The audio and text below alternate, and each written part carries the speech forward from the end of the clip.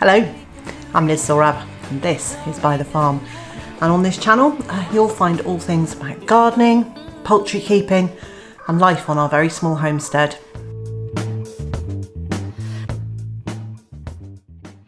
It's been a tough week this week. It's been a week filled with sadness and I have really struggled.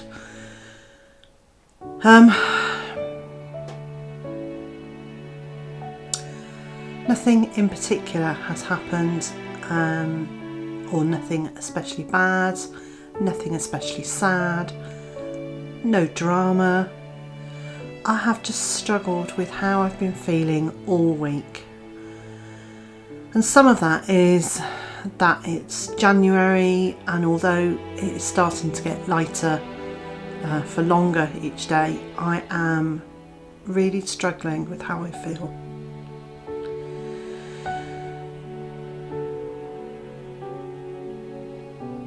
Last Saturday I put in another appeal to YouTube against my demonetisation, and it took them a little less than an hour to decline that.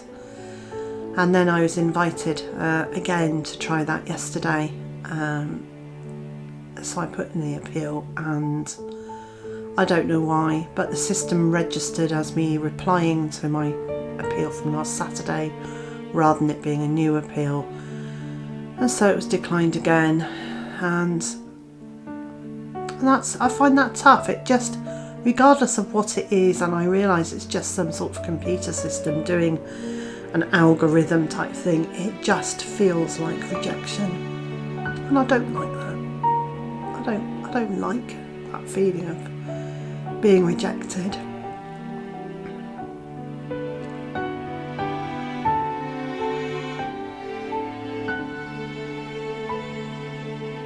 There was lots of laughter, and there has been laughter all week, but I am just weighed down with just heaviness. But some of the highs this week have been to finally make a box cushion for my sister's bench seat in her kitchen.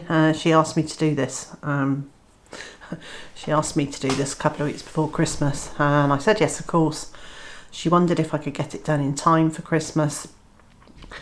No chance. And to be honest, do sewing, I have to absolutely be in the right mood for it and the right frame of mind. So, over the last couple of days, I have made her box cushion. It was made from fabric that she already had and really loved, and she asked me to make a seat cushion to go on a bench that they just had put into a recess in their kitchen. So this goes the whole length of that bench. She wanted piping around the top of it, which, to be honest, I'm not very good at doing.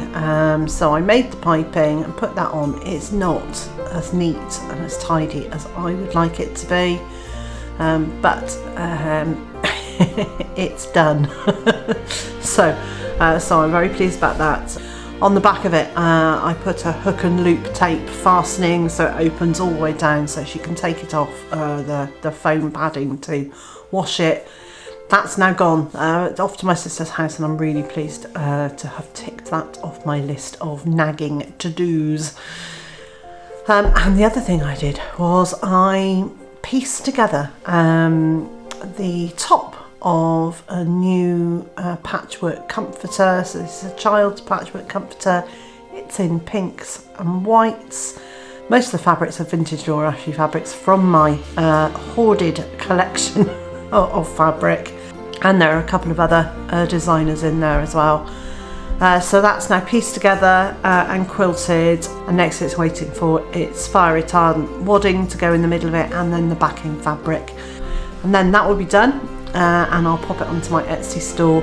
So I'm really pleased to have got that done.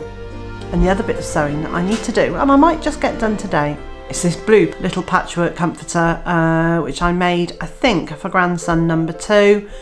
Has had a bit of a tear in the fabric, so my daughter's asked if I could repair the fabric. Well, that's easy enough. I can replace that one square. There's a few stitches have come undone here and there. I'm going to give it a good wash and then return it back to her.